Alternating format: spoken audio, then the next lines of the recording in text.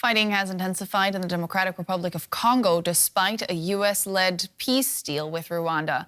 Rwandan-backed M23 rebels launched an offensive in January and first took control of the eastern city of Goma.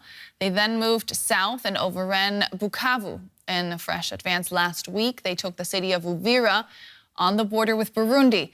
The conflict over the mineral-rich region has set off a humanitarian crisis that is only deepening. A new life under rebel control. Days after the city of Uvira fell in eastern Congo, calm is returning. But people are worried and uncertain. The streets and markets emptier than usual. We were told we can resume our business. Before, we weren't selling anything and we were hungry. I came to see if I could sell anything. I don't know why the others didn't come. It's been just over a week since Rwandan-backed M23 rebels took control of Uvira. Dozens were killed in the fighting, and in just a few days, hundreds of thousands of people displaced. Uvira was the Congolese government's major stronghold in the South Kivu province. Its fall follows a string of major M23 captures across eastern Congo, near the borders with Burundi and Rwanda. The region is rich in minerals, so controlling it is key. But the M23 now says it will withdraw from Uvira after pressure from the United States. The US has been angered by the continuing violence and has criticised the rebels' backer, Rwanda. So rather than a march towards peace, as we saw under President Trump's leadership in recent weeks, Rwanda is leading the region towards increased instability and war. The situation in Uvira is somewhat embarrassing for Washington. It only recently brokered a supposed peace deal between the Congolese and Rwandan governments. That aimed to end 3 decades of conflict and what the UN calls one of the world's worst humanitarian crises. But doubts remain about whether it can be so simple in a region where peace has been so elusive for so long. Well, I'm joined now by Kambale Musavuli, an independent consultant at the Center for Research on the Congo, Kinshasa, joining me from Washington, D.C. It's good to have you with us. Let me ask you about the M23 rebels. They claim to have begun withdrawing from the city of Uvira Wednesday night. What are you hearing from there? I mean, what's the situation like for the people there? It is true that people have seen movement of soldiers to be M23 and the supporters leaving the town. But this morning, what we're hearing that we still have M23 vehicles patrolling the city and a few remnants there.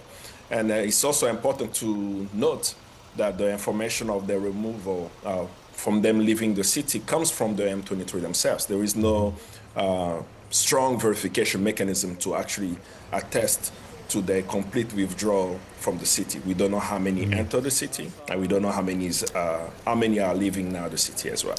Yeah, well, what about the hundreds of people who have reportedly been displaced by the fighting? Do we know where they are going, and do we know if they'll be able to return? The hope is for them to return home in a peaceful Congo. Some have crossed the border of Burundi. Now Congo and Burundi shares one border. Others have moved a little bit down south toward Kolwezi. And this has been the challenge of the conflict in the Congo for the past 29 years. We have over 7 million Congolese who are internally displaced in their own homes due to the instability and the conflict that has raged in the country. So that's why the prospect for peace is critical for Congo.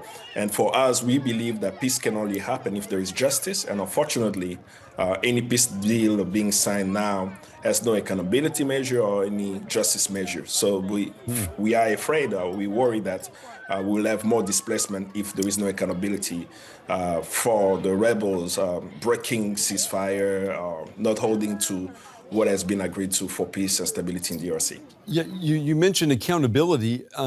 Who should be responsible for enforcing the peace agreement? Do you look to the U.S.? Do you look to regional leaders? I mean, who should be the police here? Okay. The peace deal is an initiative by the United States. Unfortunately, I will have to look to the U.S. for that, but that's not actually what the Congolese people are hoping for the U.S. to be the police there. But they organize a peace signing agreement in Washington, D.C. And in that peace agreement, we knew that it's not going to hold because it's almost similar to past agreement. There is no accountability measure. For all intents and purposes, when we're talking about the M23, we're actually talking about Rwanda Defense Force soldiers embedded with the M23. So we have foreign troops in DRC, and they're not held accountable. How can they be held accountable by the United States? There is a U.S. law, Public Law 109456, called the Democratic Republic of Congo Relief, Security, Democracy Promotion Act. It was signed into law in 2006. This law says in Section 105 that the Secretary of State has the power to withhold financial aid, taxpayers' money of Americans to any nation destabilizing the Congo. While we're hearing condemnations from Washington, we're not seeing them enforcing their own law. So we're not just calling for sanctions, right? We're actually calling for them enforcing a law that they themselves put into the books by holding their ally Rwanda accountable for supporting rebel groups displacing thousands of people in the DRC. So if they can implement that law, that will go a long way. We know historically international pressure has worked on Rwanda to bring about peace and stability in the DRC. All right, well, we will be watching to see if that indeed is the case this time around. Mr. Musavuli from the Center for Research on the Congo-Kinshasa in Washington, D.C., we appreciate your time and your insights today. Thank you. Thank you.